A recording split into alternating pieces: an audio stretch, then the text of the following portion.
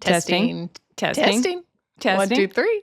We're back, 1, 2, baby. 3. We sure are. Oh, wait. This is a test. This isn't the show. It's a test. See how it Okay. sounded.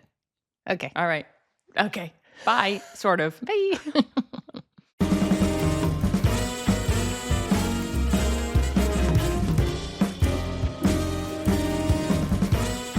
Hi, Charlotte. Madeline, hello. We're back.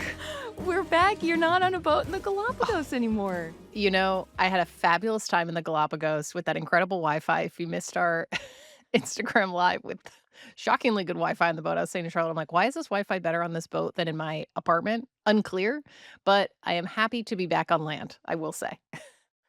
Yeah, I'm so proud of you. I'm so glad you didn't get seasick. The animals you saw are friends for life, really. You can Yes, send them yes. postcards. I You imagine you can. becoming friends with like one specific wise old tortoise. There were a lot of wise old tortoises that I saw. Sometimes I feel like a wise old tortoise. Well, we're definitely not our age, so we kind of are like tortoises. I know, Elderly it's like you tortoise. have this elderly tortoise. Spotify Wrapped had like what age you are based on your listening habits. We should have one just based. They should have like a really invasive garbage AI one that's like based on your thoughts. You are 97. Oh yeah, no, my Spotify Wrapped age I think was like 78. It was See, not young. Okay. No, but that's a good one because it means you were listening to like classic rock and blah blah. Mine was 56. Were you listening to Which like is like a Radiohead? weird. I mean, I didn't think to. I think I was listening to a lot. It said I was listening to a lot of yacht rock. So Oh, okay. Well, that tracks for big boat gal over here. I was gonna say. That tracks. Anyway, all right. We this week we're remote again. My husband returned home from sea from making his movie. Speaking of sea, Yay. I'm very happy. And then next week we are gonna have 2 very special episodes, and we're gonna be back together in person. And then in the new year, we have a surprise for everybody. Ooh. Dun dun dun. You'll find out Tease in the soon. biz. Tease in the biz. That's what we like to say. Tease in the biz. I'm very excited. But before we get into it, Me little too. admin, please rate and review, like and subscribe. Makes a huge difference and helps our show. So do that on Apple, Spotify, YouTube, wherever you watch or listen to our podcast. It really helps us out. And then the other thing I was going to say, still time to get a last minute gift if you need one. We have our gift guide on our Substack, sportsgossipshow.substack.com. Still a little time. If you need a little stocking stuffer, go check it out. Great call. Great admin. Good job. Good. It was like an ad for our show. Yeah, I know. It was like an ad read, but it was for us. Yeah, exactly. Anyway, okie dokie. Well, folks, last week was crazy in the world of sports gossip. We hopped on an Instagram live because we had already recorded our mailbag episode since Madeline was away. Of course, when Madeline's on a boat, and the University of Michigan has one of the hugest scandals ever, which is saying something because they've had at least 15,000. Yeah, I feel like this scandal is definitely maybe their biggest next to the sign stealing, but I'm like, how has one school had so much drama in recent years? I honestly am like, what is in the water in Michigan? Because something ain't right. No, truly, and we'll get into that. We'll give you just a quick rundown because I didn't even know of some of these. There are so many, I know. and I was horrified because they're all very bad. They're not like, oh, a little slap on the wrist. It's like, oh, you violated, like bad. So what we're talking about is Sherrone Moore, the now former head coach of the University of Michigan, was charged last week with third-degree home invasion, stalking, and breaking and entering without breaking, because he was at the house of a woman that he'd been having an affair with, and the woman worked for him. And that all happened after Michigan fired him, and because this affair had come to light. And apparently Moore went to this woman's house after he was fired, grabbed butter knives and kitchen scissors, and he said, I'm going to unalive myself. I mean, he didn't say that, but you get it. Yeah. And he said, according to prosecutors, he said, "I'm gonna make you watch. My blood is on your hands. You ruined my life." Ugh. It's W so dark and messed up on so many levels. Um, and, I feel like we were kinda like, "Oh, do we talk about this?" But, like, it's the biggest story in college sports right now, I would say. Mhm. So we definitely had to talk about it. But him going and breaking into her house, I mean, I feel for this woman. I mean, that must have been truly so terrifying to have someone I do know. that, who you Yeah. allegedly had a intimate relationship with. Um, and I remember when the statement came out from Michigan, and in the university statement saying he had been fired, I believe they said something along the lines of he had an inappropriate relationship with a staffer or something like that. And I remember being like, okay, this is weird that they're saying this in the statement. They could have just said he was fired. We're not getting into it. But it's bad when they're including the specific reason, and the specific reason is that he allegedly had an affair with a staffer in the statement from the university, and then it comes out, what, 50 minutes later? I think I texted you, and I was like, "He was fired," and then it was like you texted me, and you're like, "He was arrested," and I was like, "What?" No, I know. I texted you and I was like, "And there's a mugshot to g," and it was all very confusing. It was happening in real time. Reddit was ablaze. Like, all of the Michigan Reddits were saying things like, "A cop in Ann Arbor that I know told me that it was this," and it was very hard to decipher, and then the fact that all of that chatter ended up being true or allegedly, being reported out is like, "Oh my god, this is a worst case scenario," and it's kinda crazy because there was a tip that came from an anonymous person earlier this year where Moore and this woman, were questioned about it, and they were both like, "Yeah, no," and apparently they searched their phones and no relationship was discovered, but then last Monday, the reason this all happened is because the staffer broke up with Moore apparently, and then told the school, "Hey, this is real, we've been in a relationship," and then he shows up at her house, and you put something in here that I hadn't seen, that Moore and his wife, Kelly, were seen after meeting with a lawyer, and he's pushing a stroller. Yeah, so They there are have some 3 papar daughters together. Yeah, yeah, they have 3 daughters together, and they were photographed. He's pushing a stroller. She's clearly with him as a united front. Unclear why she was at the meeting, obviously. But I would not be surprised if the outcome of this entire situation is they stay together. He like does a sit down interview and writes a book about how he's a changed man or something. Like I'm like, what's the PR spin that will be the conclusion of this scenario for him? And I do feel like that is the outcome for him. He's gonna have try to have some sort of redemption arc as like, I'm a good father. I made a mistake. Those Yeah. images to me, again, it could have just been like she was at the meeting and he just happens to be pushing the stroller, but I do feel like it's a little bit calculated that he's the one pushing the stroller, the wife's there, I don't know. Maybe I'm reading into it, but that's my No. initial reaction to those images. Yeah, I mean, I think so too. Like, this is the premise of the show, The Good Wife, is basically that Juliana Margulies stays with who is it, Josh Charles? Like, this is like the political playbook that people do where in and I also understand that this is not so cut and dry. It's not this is your life that you have with someone if you are Moore's wife. I think Moore in this case, the fact that he went to this person's house and said, "You ruined my life." It's like, "No, buddy, you ruined your own life." Like, these are Yeah. choices you made. And also, he had been, suspended for 3 games, because he was a part of that sign stealing scandal that unfolded under Jim Harbaugh, who is now the coach of the Chargers. Sherrone Moore, apparently, he was accused of deleting text messages with Connor Stallions, who was the guy who was running the whole operation. He was suspended 3 games. He served 2 of those. He was supposed to be suspended for 1 more in 2026. He also Sherrone Moore self-suspended himself for a game for recruiting violations, and it's just like the fact that there were already those, more football related lapses of judgment make it feel like this is perhaps a pattern in this person's life of not following rules. Yeah.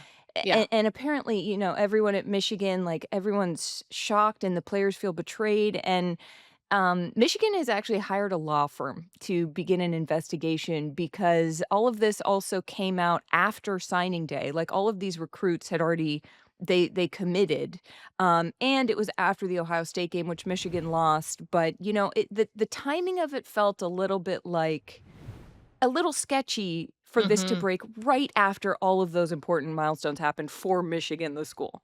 Right. Well, you know that Michigan, the school, is thinking about money and thinking about people who have season tickets. And I'm sure that they strategically waited until after signing day so that they could sign some recruits to come play for them before they're like, oh, by the way, the head coach is gone. We have an interim head coach who's been our interim head coach before, by the way, Biff Poggi. Great name. We Yeah, talked about this on the live. because we've had other scandals. Yes, because it's been so messy that 100% was a strategic decision based on money because ultimately, I mean, I don't know how much money the football program generates for Michigan, but I would imagine it's a lot. It's a big driver of revenue for them. That I'm sure that was a strategic choice. They could have announced it earlier, but I'm sure they looked at the dates and were like, let's maybe sign some people before we announce this little oopsie here." Yeah, I mean, and that's what this firm was hired to figure out. I think too, if the staffer broke up with him on that Monday, perhaps that is the timeline that, but also like maybe she was somehow coerced. This is all speculation, but it's not good. And I would just like to, Madeline, are you okay if I run through some of the scandals that Michigan has had? Not in like in the past 3 years. I would love that. Please. All right. So we have the stuff that Sherrone Moore was, his suspensions for the stuff he did. Former men's basketball coach at Michigan, Juwan Howard, he yelled at Maryland coach Mark Turgeon in 2021. So okay, so the past 4 years, he said, "I'll effing kill you." He also hit a Wisconsin assistant coach in the face in 2022, and his own strength and conditioning coach filed an HR report against him. So that's men's basketball. Okay. Okay, off to a great start. Cool. Okay. Okay, let's go back to football for a second because Great. in 2025, this year again, in the spring, Matt Weiss, a co-offensive coordinator, was fired and federally indicted for stealing intimate photos of over 3,300 female athletes over 10 years, hacking into phones and like a high school's it's internet. Like, I Ooh. mean, disgusting. Oh, that I mean, that that's just, like, horrifying on so many levels. That happening I mean, one of you've only said 2. You've only said 2 scandals, and just one of these happening would be enough of a PR disaster. But then to add it on to whatever else you're gonna tell me, which I don't know yet, plus what's happening currently in Michigan, I'm like, this someone needs to sage the University of Michigan's athletic department as a whole because this is not good.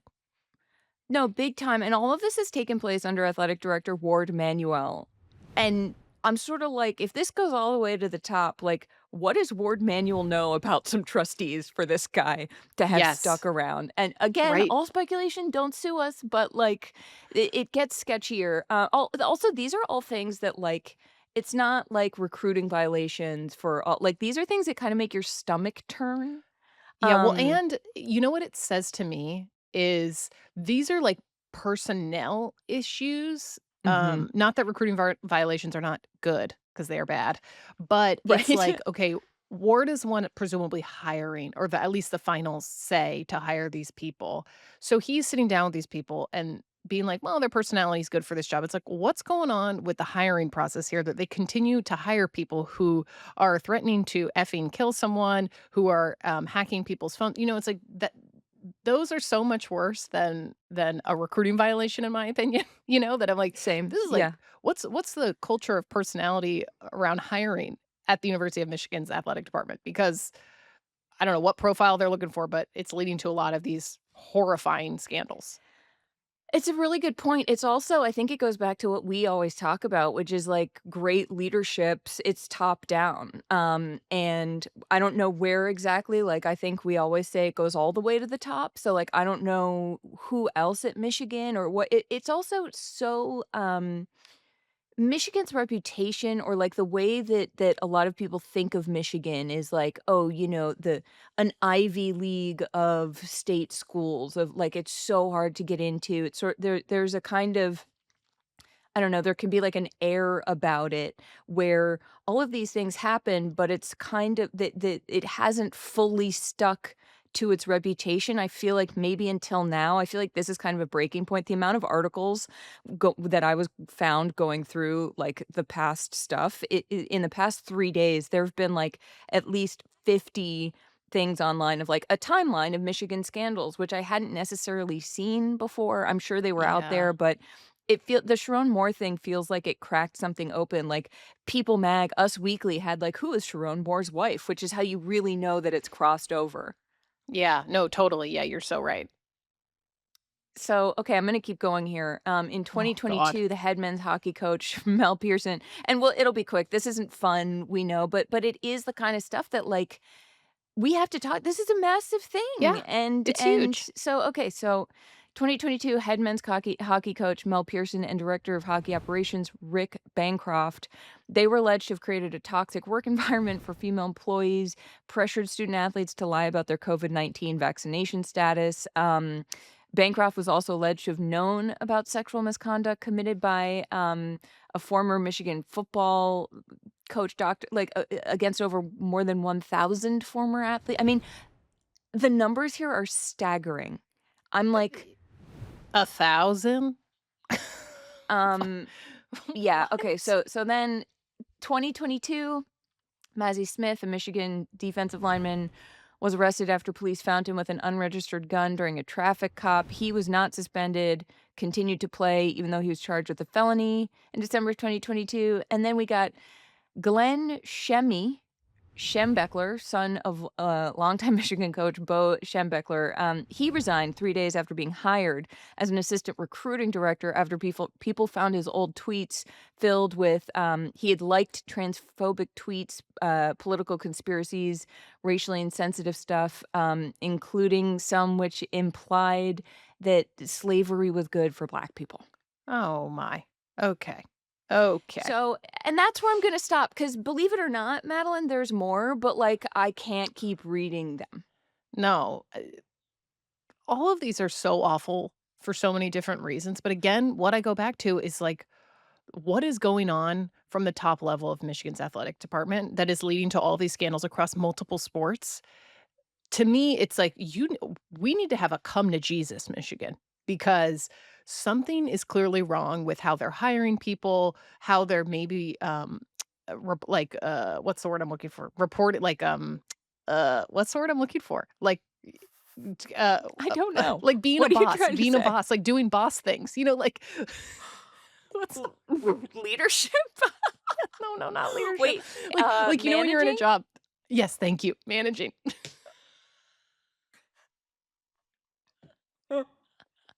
That wasn't even a hard word. I couldn't think of Wow, I was about to describe the process of what management is because I you couldn't remember the literally word go managing.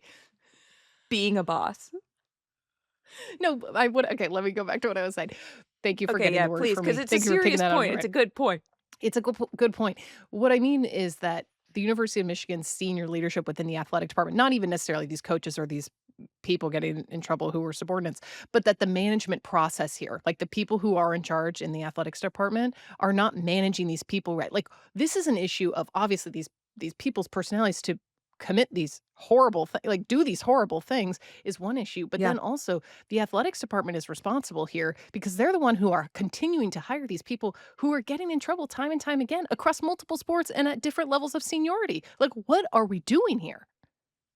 No, it's so true. It is too. It's what I always say, environment determines more about individual behavior than individual character. Like this becomes an environmental problem, which yeah, it starts with the athletic department, but then again going beyond that, I'm like, well, what's going on above the athletic department? Like, why does Ward Manuel still have a job? I don't know how you survive one of these scandals. Like, so it's good that Michigan hired a law firm to do an independent investigation. I think I tend to still be just a little skeptical of these processes because, we have seen people not be held accountable, like, again and again and again and again in many different spheres of our society, but at this point, they had to do something, and I hope that they are honest in the reporting of it too, but this is something that is not just gonna go away. No. Not gonna fade away real quick, like, unfortunately, we are gonna be talking about this, for a while. If you were the University of Michigan, and you may not be able to Mhm. answer this question, what would be your 'Cause PR I'm a strategy moving person and not a university. if you were the president at the University of Michigan and you were advising them on PR moves, what do you think would be your first move you would have them make? You may not be able to answer it. I'm putting you on the spot. No, no, no, I like this. First of all, if I were the president of the University of Michigan, I would be on even more, anti-anxiety meds than I already am. I also would my approach to this, I think the only approach you can take, and this is both ethically, in terms of, like, the moral thing to do, but also that ends up being the right PR thing to do, is you have to have radical transparency. Yeah, You have with this many scandals, with stuff that is this bad, you have to say, "This is on us. We are taking full accountability for all of it, and we are gonna lay out we're gonna tell you exactly how all of this happened. We're gonna give you the details, and we are then gonna say we are hiring an outside management firm or law firm or whatever kind of firm to bring it to vet our hires moving forward, to bring in the correct people, to purge like and also I would say we're gonna investigate everybody who's already working here in the athletic department because this is the stuff we know about, right, which is right. so terrifying. Yeah, because This who is the knows what they're stuff not that like disclosing.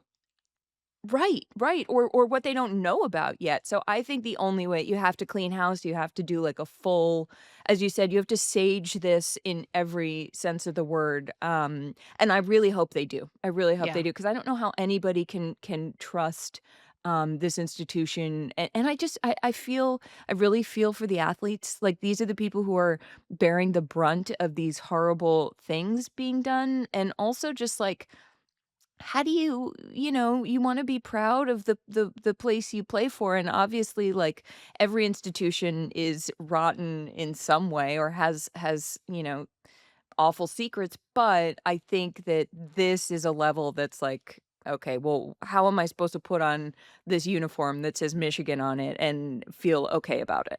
Yeah. No, I agree. I think the only way forward is radical transparency. There's no other option at this point, unfortunately. So, Yeah, yeah. well, more I'm sure will Anyway, be revealed in 2 minutes because there will be 14 more scandals that probably drop. Hopefully not, but, this show's gonna not come out in promising. 3 hours, and it's already gonna be like, "Oh, there was a" It's anyway, out. It's old. hopefully not, Old hopefully news. not. Yeah. Well, in other college football news, it's a little bit more lighthearted. A few weeks ago, we talked about the fact that Lane Kiffin left Ole Miss and was hired by LSU to be their head coach. That's not even what is interesting here. What was interesting here was a couple weeks ago, we talked about the fact that he's a big yoga guy. And when he was at Ole Mhm. Miss, he took a lot of yoga classes, and there were a bunch of TikToks and comments talking about how he would like allegedly change the temperature in the room, like do his own moves, like just be Lane Kiffin in these yoga classes, and I had said on the show that I felt like these yoga studios and these women who were instructors and who took classes were ghosting me because I had messaged over a dozen of them to try to just get a little bit more information about what it was like taking a yoga class with Lane Kiffin or teaching one for him, and no one responded, and I was like, "This is kinda weird, like, is there a gag order? Are they being told not to say something to me?" And then Did I they sign see NDAs? right, right. I'm like, "What? It's not it's yoga." Also, there were already public comments and TikToks posted about, being allegedly being in a class with him, and then so it's not like there was no information about this, like, it was very public online and had gone viral. Then I see that Lane Kiffin posted on Twitter a couple days ago, like an Instagram story reshare that he had reshared from a woman who I believe was an instructor at Studio 432, which is a yoga studio in Oxford, Mississippi, where Ole Miss is. As everyone And knows. Oh, yeah, Studio yes, well, of 432, course. of course. Of course, Yeah, of course. of And course. she had said in her Instagram story, they always come back with a heart, like she's posing with Lane and he has a heart. They're making a little heart with their hands, very Gen Z. Um, and then he reposted it, and the copy he put on it says, quote, "Thanks, Taylor. Good to see you again. Maybe no more TikTok shots at me with some emojis. Love you guys the best."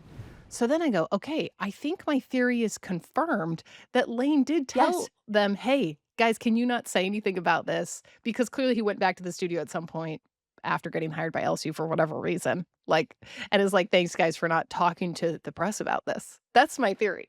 And I feel like this confirms it. No, totally. What it seems like, so if he's posing with the owner, he went back to do yoga there. I think it comes from the owner, right? Where the owners, because all of these other people clearly are mad that he's leaving Ole Miss in the middle of the college football playoff run where they are 11-2 and they could ostensibly win a national championship, and he bounces and everyone at Ole Miss is like, "Well, we hate you." And so these Right. people in the yoga classes are like, "Yeah, we hate you because you left, but also because you were so annoying." But Right. if the owner of the studio is, like, still, and this is what we said, we were like, it's Something and the fact that maybe he'd been texting her being like, "I'm seeing all your instructors making these TikToks about me," or maybe she likes him still, and this is right. wild. Yeah, because I think this woman is an instructor. I don't think she owns the studio, but I would imagine that Oh. I don't think this is the woman that owns it. I'd have to check, but I believe she might just be an Oh. instructor. Could be wrong. Hmm. But it has to come from someone, which I would say if she's not the owner, whoever the owner is friends with Lane. I mean, clearly Lane's fine posing with this instructor. I'm sure he took a lot of classes from her. That it's like it felt like it was a way to be like, hey guys, stop posting about me because I don't want my dirty laundry of my weird behavior in yoga classes aired on the internet anymore. That's, like, one of the most embarrassing things you can be is the guy in yoga that nobody likes. Yeah, exactly. It's like when people do, like, excessive grunting in yoga classes, I'm like, "Say do that on your own time. I don't need to hear this in a group yoga class, okay? You can do a little noise, but No. not more than anyone else, okay?" Yeah, and the detail I keep coming back to is, like, that he once did jumping jacks in the middle of class. I would take this man out at the knees. I would do a little downward dog and just, like, kick him. I know, I And I know. do think too, like, I hope that for this yoga teacher's sake, she may have to enter the witness protection program in Oxford, because I know. if people like, if you're someone in Oxford and you're mad at Lane Kiffin because he abandoned you, and then you see your yoga teacher still posing with him, I just hope reputationally, this could be tough for her. That's true. You make a fair point. Not wrong. Just asking questions. Just asking the tough Just questions. Well, asking I'm questions. sure we will see. We already saw, I think we talked about this like 2 weeks ago, but that Lane has already started taking yoga classes in Baton Rouge at a new studio. So I'll be curious to see if he forms the same relationships with the teachers or if they're more willing to like talk about his weird behavior in class or not. Only time will tell. Only time will tell. Yeah, for now, I bet he gets 1 season where the as long as the team's doing well, I feel like they may not Yes. light him up, you know? Yes, I think that's But accurate. once Lane leaves LSU to go to, like, Alabama, then they'll be like, "Oh, okay, we hate you." Yeah, Um, totally. alright, but let's say we've got a lot of college football stuff. This has I been the know. most insane college football, season. This is not necessarily gossip so much as we just have to say that Fernando Mendoza, of Indiana won the Heisman. It's the first Heisman that school has ever won. He's the quarterback there. They just beat Ohio State. It's a huge deal, and his speech was one of the cutest speeches I think I've ever heard. It was so sweet. He was thanking his brother was crying. His brother also plays on the team. His brother's crying. He thinks talks about his mom. His mom unfortunately has MS. And so he talks about her and it just like was so unbelievably sweet. And I was like, okay, this is how you do a speech. This whoever if Yes. he wrote it or someone else wrote it, whatever, whoever did, they did an incredible job because I feel like it was the perfect amount of touching, inspirational, memorable, but not too memorable in the wrong reasons, like Adrian Brody's Oscar speech, you know? Like, it was it didn't go on too long. Adrian Brody, I'm looking at you, I don't know why that came to mind, but it was just like I felt like it was a 10 out of 10 no-note speech. I didn't really have any criticism, honestly. I agree. I also the sweetest part to me was how he delivered it, 'cause he delivered it as, like, someone who had taken a public speaking class who, like, maybe isn't Like Yes. he kept he like anytime he mentioned things in threes, which also is maybe a chat GPT tip off, Yeah. but I don't want to believe that, so I'm gonna say it's not. He would, pause and he would say like courage, dedication, and whatever else, and he would put it would be like his thumb into his hand, then his pointer finger into his hand, and then like, and he would pause at certain points where he like knew there would be applause, even if there wasn't necessarily yet, and then everyone would sort of be like, "Oh, right, okay, yes, we're clapping." Like, it was so earnest, it felt like, a little kid in, like, the purest way. I don't Yeah. know anything. I of course, you never really know about a person, but from what we saw, that was a pretty wholesome Heisman moment. No, it was so sweet and just lovely, and I also love I don't know if you've seen it felt very fitting for him, his post-game speeches. Have you ever listened to any of them? No. Like, when he's interviewed on like, on the field, right, when they win a Oh, game. oh, yeah, yeah. He's like it's so you're so right, it is like he took a public speaking class in high school or college and, like, uses the same cadence to deliver those speeches, and I'm like, does he just have these, like, little mini two-liners memorized in his head to give these answers in these, post-game little interviews on the field? Because it really does feel Yeah. like he, like, has, like, a public speaking credit that he just completed in school or something. I know, it's so sweet. He's like he knows when he's like, "Okay, now I pause here, I speak clearly." He enunciates very, Yeah, like, yeah. it's a beautiful thing. So, yeah, just shout out Fernando Mendoza. Great work. Yeah, really good stuff. Oh, one more thing I will Okay. say. One more thing. Yes. Just quick thing. People were wondering about this, including myself, and I would imagine you were too. I was like, "Does he have a girlfriend?" Oh, I Because I texted was you, like, does he have a girlfriend? yes. So I did some Googling. It does not seem like he does have a girlfriend, which kind of tracks for his personality. I feel like he's one of those players who's just like so locked in. He gives these like perfect speeches and then also is Yeah. just like so locked into playing football. I'm like, yeah, of course he doesn't have a girlfriend. Or if he does, we're never going to find out about it until he graduates. I feel like we're not gonna know if Fernando Mendoza has a girlfriend until he's engaged and posing in front of a lot of compressed flowers. Yes. 100%. 100%. That's the vi this guy is so football that, like, no distractions, no days So football, off, just football. but also Compression. not in, like, yeah, sometimes I feel like sometimes people can do that and it sort of, like, feels.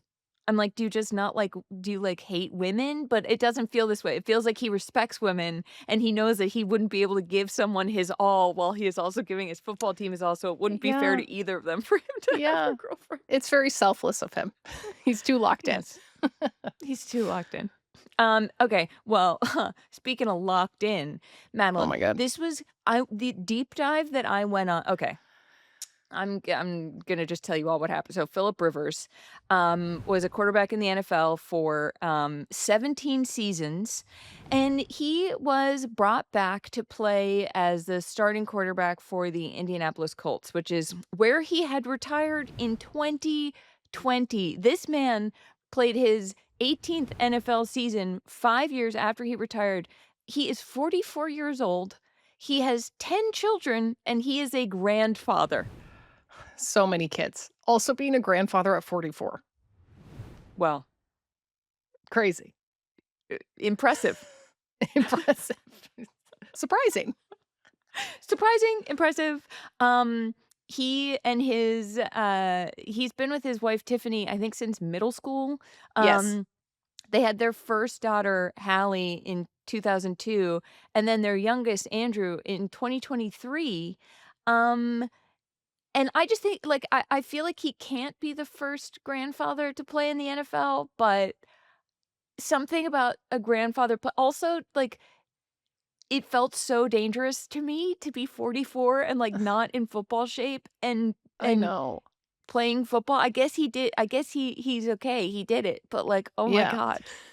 I know it was a little scary to watch. I texted Charlotte a photo, but it was him pregame. He's not in pads in his uniform yet, and he looks like a coach. Someone said this on Twitter, and I was like, yes, he looks like an assistant coach. He doesn't look like he's about to go play football and be the starting quarterback, like No, arguably and, the like, most important position.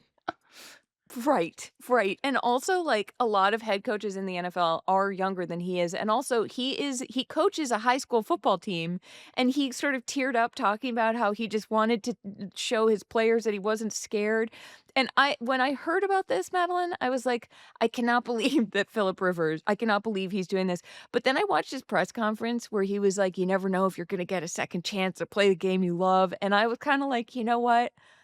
Like, to quote Russell Wilson, "Let's ride," because Let's ride. it's very hard to root against a man who's that excited to go back and play football. I don't think the Colts won, did they?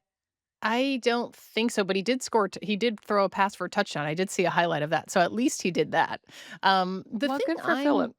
The thing I'm curious about is what the dynamic is between him and the coaches, because as you mentioned, he is older than even head coaches, and presumably on the Colts, he's older than a lot of assistant coaches who are drawing up plays for him to then do on the field. Yeah. I wonder if there's any tension there, or if, as you mentioned in this press conference, he's just like jazzed to be there and he doesn't really care. Like if he's like, when it's like someone who's been like someone at a job who's been there for a long time and kind of knows the ins and outs, and then a new leader comes in who is their boss, who's their manager, to quote me from earlier, Yeah, and they're that's a trying to tell them callback. like, yeah, like to try to tell them a new way to do things, and they're like, well, in my day we did things like this. If there's any sort of tension between the Mm. coaches and him because he's older and has been around the block longer than some of these coaches. I kinda think that Philip Rivers is Fernando Mendoza in 20 years. Philip Rivers is Fernando Mendoza if Fernando Mendoza had a girlfriend since middle school, like, and maybe he does, like, maybe we just don't know, but Yeah. there is a degree. Philip Rivers is so pure. He loves football so much that I really get just happy to be here vibes. I feel, and Yeah. as a coach himself of high school, I feel like he's probably coming in being like, "Whatever you need, I'll do anything." And I just saw, I can't find whether the Colts won or not, which feels like the most important part of this story that I'm just having trouble Googling, but I did see that he's expected to start against the Seahawks this week. So, like, he's doing it again, which is pretty impressive. Wow. Okay. All right, Philip Rivers. Now I am gonna Google. I'm gonna Go look figure it this up. out. Okay, who Go look it up. Colts last game. Wait, I thought they played the what's Seahawks today? last week. Today Sorry, is they the did? Sorry, today's the 16th. No, because when you said Seahawks, I go, I'm not gonna correct her, but I think that they did just play the Seahawks in Seattle. Sorry, you should always correct me. You should always correct me. That was an article from 5 days ago. They did lose to the Seahawks, but it was 16-18. They only lost by 2 points, and Oh, the Seahawks are really good, and they have quarterback Sam Darnold, who's, not 44. So, Philip, okay, okay. good All job. right. Great work, Who Philip. do they play next? Colts next game. Gosh, this is I real love time, Charlotte's folks. Googling. I would like to see a screenshot of Charlotte's recent Google history. Oh, it's weird. It's like interiors of boats and then, like, recipes and then, I Then need new other strange underpants, things. so Um, okay, well, they're playing the 49ers next week, and he is Oh, gonna start. Philip Rivers is going to okay. start again, so we'll see. We'll see. All right. Only time will tell. In other college football news, I don't know what this episode has just become like a college football episode, sort of. But Yeah, how did this happen? we have to talk about one of the staple subjects on the Sports Gossip Show. Bill Belichick, head coach at UNC, and his girlfriend, Jordan Hudson, were spotted at one of her cheerleading competitions in Atlanta this Mm, past weekend. For those who don't mm. know, Jordan has been competing on an adult cheerleading. People were making fun of me for saying this, but I don't know what else to call it. It's a professional cheerleading team called Code Black that competes out of Raleigh, North Mhm. Carolina, and Bill was spotted at a showcase that she participated in, and then I guess she is now actually competing with Code Black in competitions that are not showcases. So, he's showing up. You know, yeah. Yes, he sure is. It is interesting that this news comes after, he allegedly there was that massive blow up between his daughter-in-law, Jen, who's married to, Bill's son, Steve, who is the defensive coordinator. at UNC after she said, like, "It's us or her," so, I ultimatums don't often work, and I'm sure it's not that black and white anyway, but he certainly was at Jordan's, cheerleading. He was there, and, it was interesting, Madeline, this is probably not the takeaway that, I should have had, but my takeaway, I had just been somehow I have ended up on cheerleading hair TikTok. Have you ever seen these? Yeah, I have seen these. So, I didn't realize, like, and then I watched a YouTube video about the evolution of cheerleading hair and how it, like, in the 2010s, you had the puff and, in the front, and then, like, a sleek pony, or you had, like, ringlets in the 90s, but now we're at a point where it's slicked back, and you've got a very high pony with, like, a substantial bow, and then you back comb the hair so that it rises maybe a good, like, 7 inches off your head, and you curl the tendrils, and when I saw Jordan's hair, I was like, "Oh, I know exactly how she did that." It's cheerleading hair. It's cheerleading hair. You know what it kinda reminds me of is how when you do your makeup for TV, it looks Mhm. insane in person. You're like, "Why do I have so much makeup on?" But then when you do see it on television, you're like, "Okay, I understand." Like, for the lighting, you gotta have, like, extra contour here to whatever because of the HD camera, blah, blah, blah. It's totally the same for cheerleading because I would imagine, like, if my hair looked like this and I was cheerleading, I would never win because 'cause they're like, "We need, like, pizzazz because it helps while you're, like, doing the Yeah, flips and performance," you know? yeah.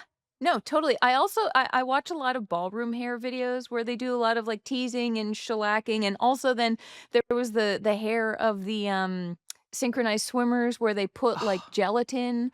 Yes. I love a good, hair tutorial for something that, like, I will never do to my hair, and the amount I watched this girl in high school that she was teasing her hair back, and I wanna know if Jordan did that herself, Oh, or if somebody did that for her. I feel like she did, right? I feel like she did it herself because she also is a beauty queen, as we know, and I would imagine I'm sure at times that she had to when she first started, she had to learn how to do her own makeup, you know? Hiring makeup people is expensive. I She mean, maybe now Yeah, she hires her own people. She's got a real estate portfolio allegedly worth $8 million, so maybe she can afford to hire someone to do it now, but I would imagine she at the yeah. baseline knows how to do it herself, for sure.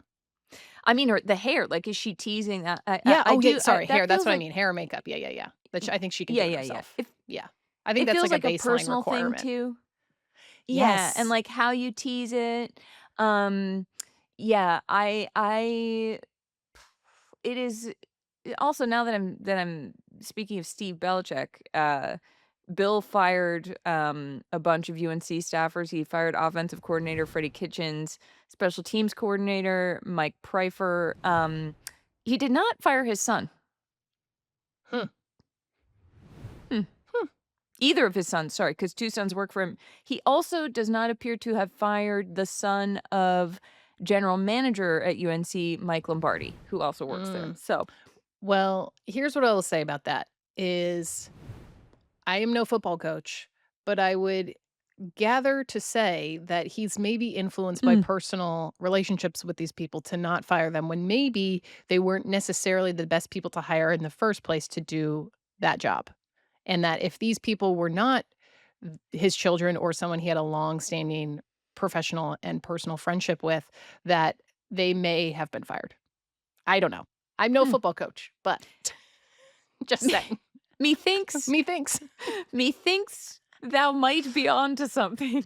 Hmm, interesting. Anyways, Okay. Well, let's end well, on not football.